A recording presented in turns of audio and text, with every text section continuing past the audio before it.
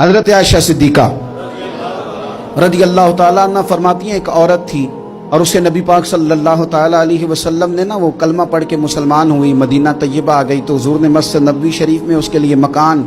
ایک سادہ سا کمرہ ساتھ مسجد کے بنوا دیا، وہیں رہنے لگی۔ اکثر وہ سیدہ طیبہ کے پاس آتی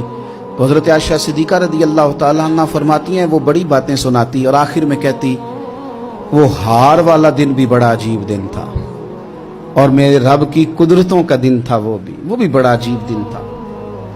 سیدہ عائشہ صدیقہ رضی اللہ تعالیٰ عنہ ایک دن فرمانے لگی کہ تو ہار والے دن کا بڑا ذکر کرتی ہے، وہ کیا دن تھا؟ تو خاتون کہنے لگی اماں جی وہ دن تھا جب میرے رب پر بھروسہ اور مضبوط ہو گیا، جس دن میرا اپنے رب پر توکل اور بڑھا، میرے ایمان میں یقین میں اور پختگی آئی۔ کہنے لگی میں ایک گھر کی کنیز تھی، نوکرانی تھی، اس گھر میں ایک بچی تھی جس کے پاس سونے چاندی ہیرے جواہرات کا ہار تھا۔ اس زمانے میں چمڑے کے اوپر لوگ ہیرے جواہرات لگاتے تھے،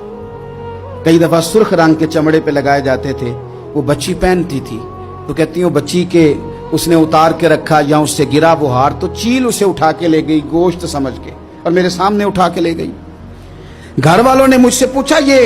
بخاری میں موجود ہے، گھر والوں نے پوچھا مجھ سے کہ وہ ہار کہاں ہے تو میں نے کہا چیل اٹھا کے لے گئی۔ گھر میں کچھ چوری ہو جائے تو سب سے پہلا الزام کس پہ لگتا ہے؟ ملازمین پہ۔ کہتے انہوں نے مجھے بڑا مارا، بڑی تکلیف تھی، حتیٰ کہ میری شرمگاہ تک کی تلاشی لی، میری عزت اتنی خراب کی میں بتا نہیں سکتی۔ میں نے اپنی زندگی میں ایک واقعہ دیکھا، ایک امیر گھر میں چوری ہو گئی، ملازم کو اتنا مارا کہ وہ چارپائی پہ پڑ گیا، پولیس والوں سے اتنی مار پروائی گئی کہ وہ بیچارہ چارپائی پہ پڑ گیا اور پھر وہ اتنا بیمار ہوا اور کچھ دنوں کے بعد پتہ چل گیا کہ چور تو اپنا بیٹا ہے ان کا، پھر اس کا انتقال ہو گیا۔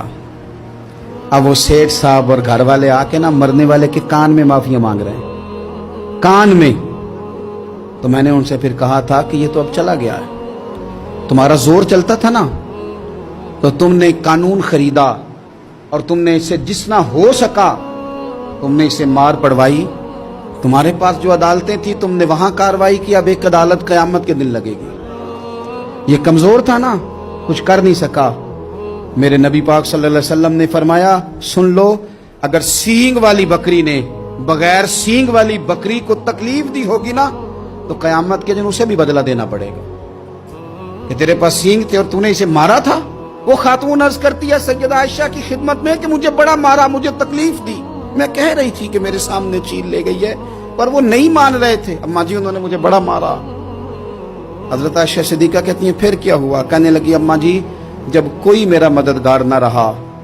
مجھے تکلیف دے رہے تھے، رسوا کر رہے تھے، تو میں نے اپنے رب سے مدد چاہی، میرے رب کی طرف میں نے توجہ کی، میں نے کہا مالک اب تو ہی میرا مددگار ہے۔ کہتی ہے وہ مجھے مار رہے تھے تو وہ چیل جو ہار لے گئی تھی وہی لے کے واپس آ گئی اور ہمارے سروں کے قریب لا کے اس نے جب اس ہار کو پھینکا وہ مجھے چھوڑ کے سائیڈ پہ ہوئے، وہ میری بے گناہی جان گئے، لیکن آپ کو بتاؤں اس دن سے میرا اپنے رب پر یقین اور بڑھ گیا۔ مجھے سمجھ آ گئی کہ جب انسان پورا ٹوٹ جاتا ہے اور جب کوئی چاروں جانب اس کا مددگار نہیں ہوتا تو رب تو ہوتا ہے اللہ تو اس کا مددگار ہوتا ہے وہ تو پھر اپنے اس بندے کی مدد کرتا ہے پھر وہ تو توانائی دیتا ہے وہ تنہا نہیں چھوڑتا، وہ تو آنسوؤں والوں کے آنسوؤں پہ بڑا کرم فرماتا ہے، وہ تو قسم پرسی میں آ جاتا ہے، اس کی رحمت بڑھ کے استقبال کر لیتی۔